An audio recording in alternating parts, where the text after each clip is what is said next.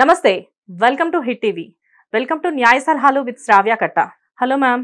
Hello అండి. ఎలా ఉన్నారు? I'm good. How are you? Yeah ma'am, I'm super fine. Ma'am, లాయర్కి అడ్వకేట్కి డిఫరెన్స్ ఉంటుందా?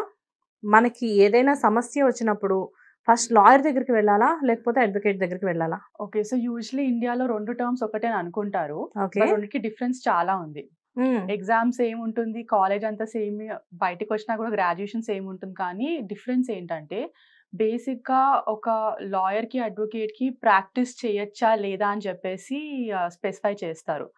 ఒక లాయర్ అనేది ఎగ్జామ్ గ్రాడ్యుయేట్ అంతా అయినాక వాళ్ళకి డైరెక్ట్గా ప్రాక్టీస్ ఎలా ఉంటుందంటే ఒక ఒపీనియన్ ఇవ్వడం కానీ, లేకపోతే ఏమైనా నోటీస్ ఇవ్వడం, సలహా ఇవ్వడం, ప్రొసీజర్ ఏంటి, మనం కాంట్రాక్ట్ అగ్రిమెంట్స్ డ్రాఫ్ట్ చేస్తాం, అది ఉండి డ్రాఫ్ట్ చేసి ఇచ్చటమే.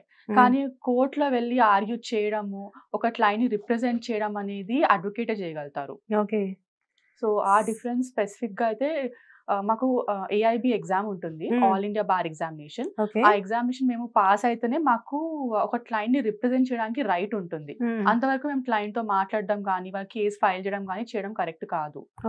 సో ఆ ఎగ్జామ్ పాస్ అయినాక మాకు అప్రూవల్ ఉంటుంది కాబట్టి మమ్మల్ని అడ్వకేట్ అని అంటారు. సో అయితే లాయర్ వేరు, అడ్వకేట్ వేరు. జనరల్ గా నాకు కూడా తెలీదు, ఇది కంప్లీట్ గా డౌటే. ఎందుకంటే లాయర్ కి అడ్వకేట్ కి డిఫరెన్స్ ఉంటుందా అని చెప్పేసి ఎవరికి అంత స్పెసిఫిక్ గా తెలీదు. యూజువల్లీ ఇండియాలో ఏంటంటే అండి, చాలా మంది ఎగ్జామ్ అయిపోయినాక ప్రాక్టీస్ చెయ్యరు.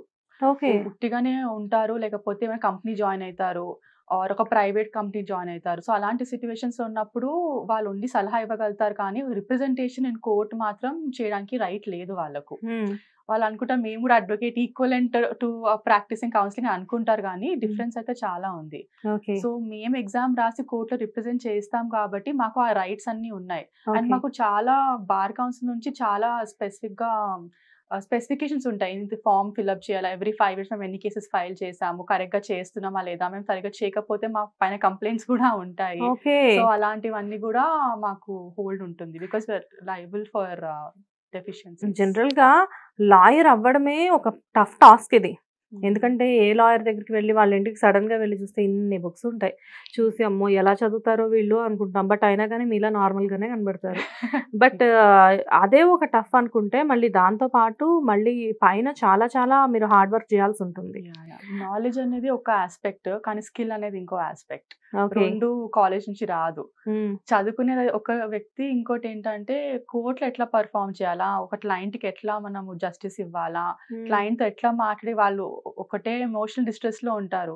సో అలాంటి టైంలో వాళ్ళకి ఎట్లా సపోర్ట్ చేయాలా, అట్లా డ్రాఫ్టింగ్ ఉంటుంది. మళ్ళీ కోర్టులో పిటిషన్స్ ఎట్లా వేయాలా, అవంతా లాయర్ కి ఐడియా ఉండదు. ఒక అడ్వకేట్ కి బేసిక్ ఐడియా అంతా ఎక్స్పీరియన్స్ బట్టే వస్తుంది, కాలేజ్ లో అవన్నీ నేర్పియరు. ఓకే.